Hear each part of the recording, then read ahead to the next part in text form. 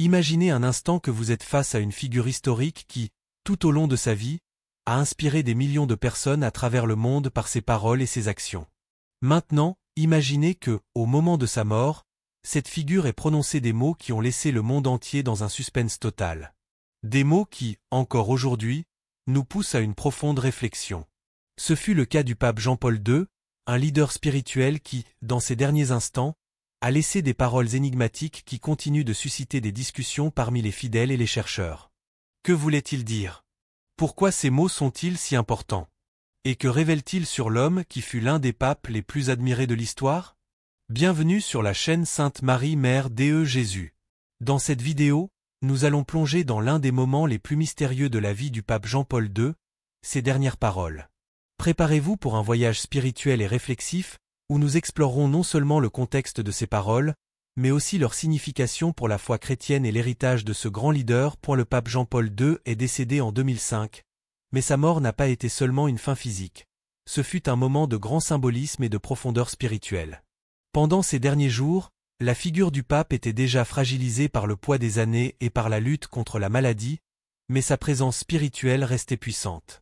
Parmi les nombreux moments de sa dernière période, un a particulièrement marqué, les dernières paroles qu'il a prononcées. Une phrase courte, mais chargée de sens, a déclenché une vague de questionnements. Dans ses ultimes instants, le pape a murmuré « Silas Vierge », une expression qui, à première vue, peut sembler déconcertante et mystérieuse. Mais est-ce vraiment le cas? Et qu'est-ce que cela révèle sur son état d'esprit, sa foi et sa compréhension du rôle de Dieu au moment de la mort? Ces mots, mystérieux pour beaucoup, pourraient être la clé pour mieux comprendre la spiritualité et l'héritage de Jean-Paul II, et c'est exactement ce que nous allons explorer maintenant. Avant d'analyser les dernières paroles de Jean-Paul II, il est essentiel de comprendre qui il était et ce qu'il représentait pour le monde. Karol Józef Wojtyła, qui deviendra le pape Jean-Paul II, est né en 1920 à Wadowice, en Pologne.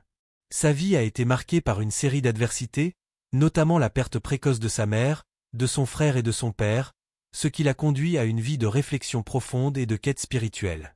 Son accession au pontificat en 1978 a été un moment historique, non seulement pour l'Église catholique, mais aussi pour le monde. Le pape polonais n'était pas seulement un leader religieux. Il était aussi un symbole de résistance contre l'oppression politique, notamment sous le régime communiste de l'Union soviétique. Son influence s'est étendue bien au-delà de l'Église, faisant de lui une figure de premier plan sur la scène mondiale. Jean-Paul II fut un pape confronté à des défis monumentaux, notamment des attentats contre sa vie, la lutte contre la maladie de Parkinson et sa mission de réconciliation entre l'Occident et l'Orient, le christianisme et les autres religions. Sa mort a été un événement qui a touché des millions de personnes à travers le monde, et l'héritage qu'il a laissé est immense. Mais ce que beaucoup ignorent, c'est que, dans les derniers jours de sa vie, le pape a vécu une bataille intérieure, à la fois spirituelle et physique. Pendant les mois où la maladie de Parkinson progressait, il montrait des signes de profonde humilité et de résignation, des caractéristiques qui avaient marqué son pontificat. Il était devenu une figure d'intense contemplation spirituelle, ce qui transparaît dans ses dernières paroles. Quand il a murmuré « Silas Vierge », cela semblait dépasser la simple expression de douleur ou d'angoisse. Maintenant, approfondissons l'énigmatique phrase « Silas Vierge ». Que voulait exactement dire Jean-Paul II par ces mots? Le nom de Silas renvoie immédiatement à l'un des apôtres de Paul, qui a joué un rôle important dans les voyages missionnaires et la propagation du christianisme dans les premières communautés chrétiennes. Silas était connu non seulement comme un fervent disciple du Christ, mais aussi comme quelqu'un qui a affronté de grandes épreuves pour sa foi. Pourquoi, alors, le pape aurait-il choisi d'invoquer le nom de Silas dans ces derniers instants? Certains chercheurs pensent qu'il faisait référence à cette figure pour exprimer sa propre mission de foi et de résistance. Comme Silas, le pape Jean-Paul II a affronté des adversités et a maintenu une foi inébranlable, même face à de grands défis. Le terme Vierge est également chargé de symbolisme. Dans la tradition chrétienne, la Vierge Marie est l'un des plus grands symboles de pureté et de dévotion. L'association du terme Vierge avec le nom de Silas peut suggérer un appel à la pureté spirituelle, à l'abandon total à Dieu, comme l'a fait Marie.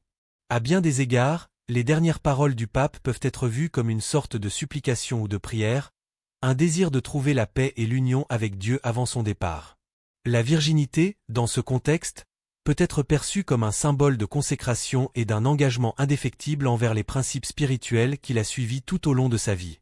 Le pape, dans ses derniers instants, aurait souhaité se présenter devant Dieu avec un cœur pur, libéré des liens du monde terrestre.